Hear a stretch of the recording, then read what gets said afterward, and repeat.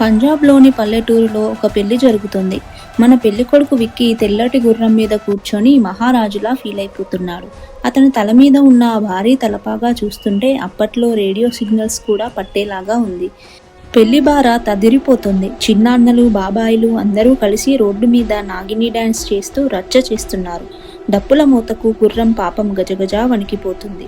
సరిగ్గా పెళ్లి మండపం దగ్గరికి రాగానే ఒక ఆకతాయి కుర్రాడు గుర్రం తోక కింద టపాకాయలు వెలిగించాడు. ఒక్కసారిగా భూమ్ అని పేలిపోయింది. ఇంకేముంది, గుర్రం ఒక్కసారిగా ఫెరారీ కార్లా దూసుకుపోయింది. పూల గేట్లను దాటుకుంటూ ఆడపెళ్లి వారిని చెల్లాచెదురు చేస్తూ విక్కీని తీసుకొని జోరుగా పరిగెత్తుతుంది. విక్కీ తన ఖడ్గంతో అందరినీ పక్కకు జరగమని సైగ చేస్తూ ఉన్నాడు. గుర్రం నేరుగా పెళ్లి భోజనాల హాల్లోకి దూరిపోయింది.